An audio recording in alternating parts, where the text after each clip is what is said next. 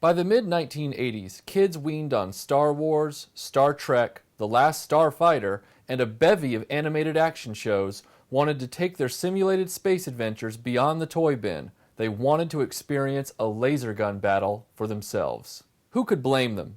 Short of a lightsaber battle, which wasn't going to happen any century soon, or a starfighter dogfight, which isn't scientifically possible by most accounts, the laser gun battle was the next best thing. Or third best thing, depending on how you count. Plus, it was the only one that seemed within reach. You have been chosen to be the ultimate laser warrior. First, choose wisely. Choose the laser that really works together. When going into battle, don't get tagged. This'll date me a little bit, but I remember when people had TVs without remotes. Our family's first cable box didn't have a remote, but it did have wood paneling. Then again, so did the Atari. And our minivan. Anyway, the point is, remotes were new and exciting in the 1980s, and we didn't take them for granted. We had family friends, and their dad got this new remote with his television, and it had extra infrared sensitivity, and he spent an hour showing us how he could bounce the beam off the mirror and off his fingernail to change the channel. It was awesome. A few enterprising toy companies figured they could harness this technology for more than switching to channel 17. Why not make an infrared laser game instead? This stuff was everywhere from 1986 through the end of the decade, and it almost eclipsed home video gaming early on. I thought it would be fun to sort of recapture that experience, so a few days ago I invited some of my friends over for some retro laser gaming. Oh yeah, now this is what I'm talking about, baby. Yeah, baby. Man, this game was so cool. Yo, where's Mike at? I think he'll be done in a minute.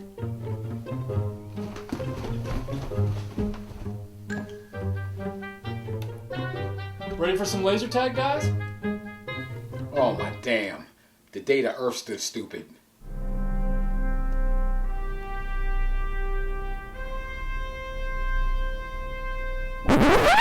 What? What is that? My laser tag gear. This is laser tag. I don't know what that is. What? This is Photon. Photon? Photon? You're kidding, right? You gotta be kidding me. And what is this right here? A phone cord so E.T. can phone home? Yo, Actually, what's the deal? What? I think it's an Atari connector. Laser tag didn't need cords. Wireless. Yeah, What? wireless. And what's with this helmet, Gazoo? What? The helmet's attached to the sensors. I can't take it off. Really? You trying to prevent a concussion? Come on, man! Look, laser tag had a helmet too. Yeah, but it's optional so you don't look like a dumbass. Come on, man. You like you plugged in. Yeah, dude. It's an Atari connector. Yeah, well, at least Photon has a story. Oh, really? What would that be? Well, there was this hero named Bodhi. Brody. I didn't know Patrick Swayze played Photon. Photon was the first one to market that I recall, but the limitations were obvious.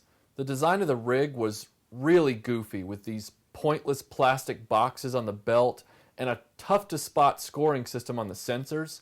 Plus, everything was tethered to everything else. Photon did have two advantages, though. It had real arenas where you could play Photon against other kids, and it had a great sound from the pistol. There was a live-action TV show, but it was horrendous. A low-budget affair that looked like it was filmed on a full-format VHS camcorder, with actors that would have been more at home in local car dealer commercials. Photon's impact was short-lived, to say the least. Whoa. Wait a minute. I never agreed to join this circus. The Mac Daddy of laser games in the 1980s was Lazer Tag from Worlds of Wonder. Every kid I knew wanted one of these. Sleek weapon design, a holster, and clear sensor scoring were big pluses. Unlike Photon, Lazer Tag doesn't force you to wear a stupid helmet, which is really nice. It's an optional accessory, and they had a ton of them. You could buy everything from laser firing drones to vests to even walkie-talkies. However, the system does have some downsides. The pistol sound is at a very low volume. The incessant beeping of this sensor prevents you from hiding from your enemies. I mean, it's still beeping. It's like, hey guys, I'm over here, shoot me. It's already got this flashing light on it. I don't understand why it has to go boop, boop, boop at the same time.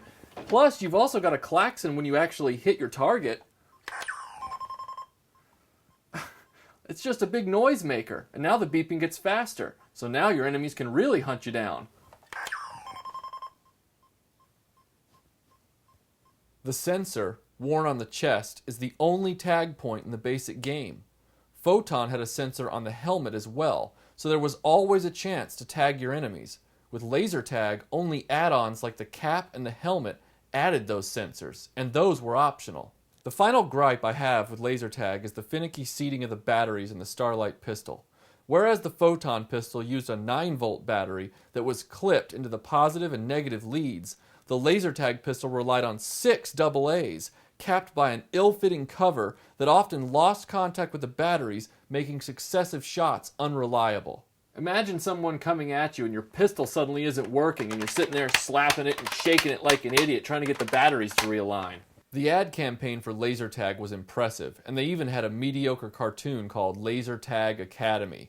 But few Lazer Tag fans cared about the show. Does a laser game need a cartoon? That'd be like an animated series about badminton players. The design of the box art and the production value of the commercials made one think Lazer Tag would be like this.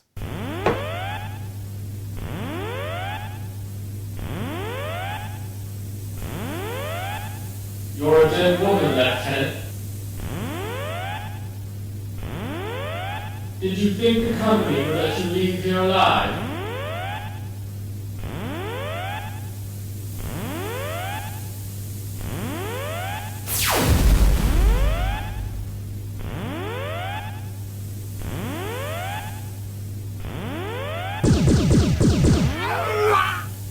But in reality, it's like this.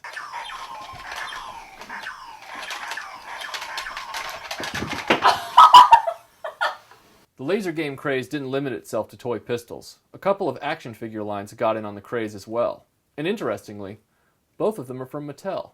The first was Bravestarr, a space western complete with robotic horses.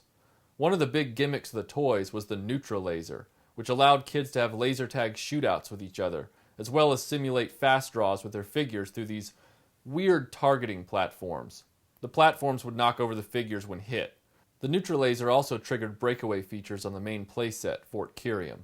The figures also had laser backpacks you could purchase for a scaled-down laser game experience. Mattel took the concept a step further with Captain Power and the Soldiers of the Future.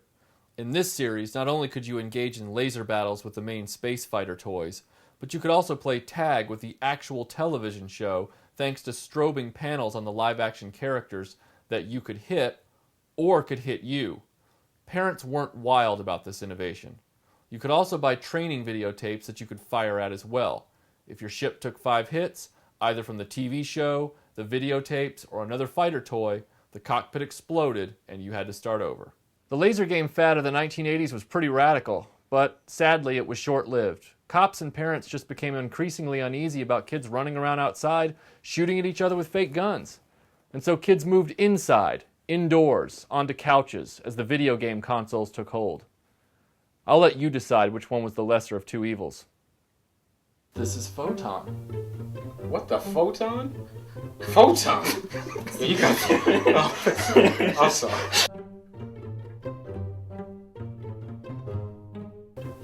You look like the bomb squad. You like the Hurt Locker. I'm sorry. The helmet's attached to the sensors. I can't... Jesus Lord, have mercy! Well, I can't remember my line.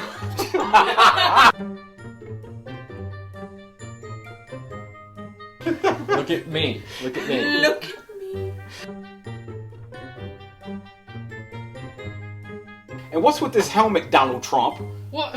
What are you... Donald Trump?